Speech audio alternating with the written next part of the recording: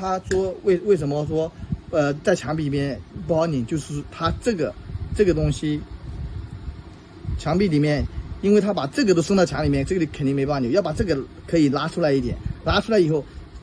这个螺丝是在外面的，这样扭的话是肯定可以扭到。如果说这个不扭松，然后这个推到底了，